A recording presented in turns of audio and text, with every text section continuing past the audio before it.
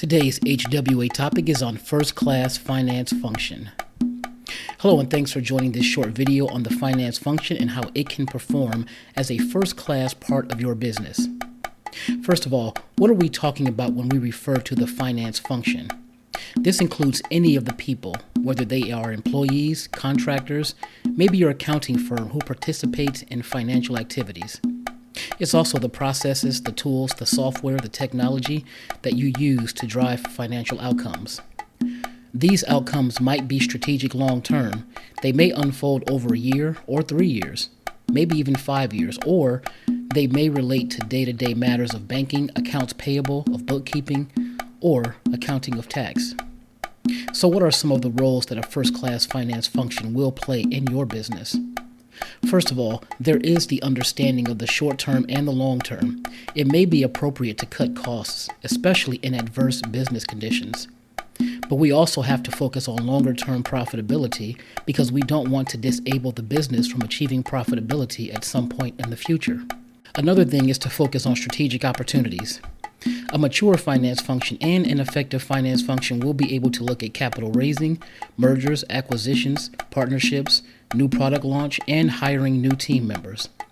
These are all strategic ideas which can drive long-term business value. And from time to time, the finance function has to reevaluate projects which are underway. These projects might have made a lot of sense when they were first conceived and implemented, but they may have lost that rationale over time, and the finance function should help us to arrive at that decision. Another thing is always to focus on cash and ensure there's enough cash in the business through better practices in accounts receivable and accounts payable and better use of our cash resources. The finance function should also be aware of who our customers are, why they buy from us, and why they pay what they do. Because if we understand that in finance, we'll be able to make better recommendations to management on how to attract new customers, how to get them to pay more, and how to keep them for longer. The balance sheet is a critical part of the financial health of the business. And so the finance function should be looking at ways to improve accounts receivable, accounts payable, and inventory management because all these things will help to strengthen our balance sheet. And the finance function exists to serve management and help management communicate the sometimes complex messages that they have to communicate internally and externally. So the finance function always has an eye on how they can help management to communicate these messages. And sometimes management will be encouraged to take risk in a business to make quick decisions. But the finance function is there to ensure that the business is always compliant and governed in the most appropriate ways.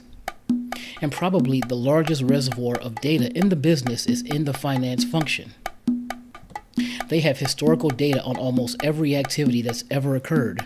So using this data, analyzing it to support decision-making and substantiate decision-making is a really important part of the finance function. And finally, the finance function is not there to discourage decision-making. On the contrary, it's there to encourage bold, aggressive decision-making, which adds value to the business. And that decision-making should be quick and decisive and clear. So these are some of the things that you would expect a mature first-class finance function to be contributing into the business. How does your finance function stack up? We'd love to hear from you, and we thank you for joining this video, and we hope you will join us again for future videos. If you have any questions, connect with us online and subscribe to our YouTube channel.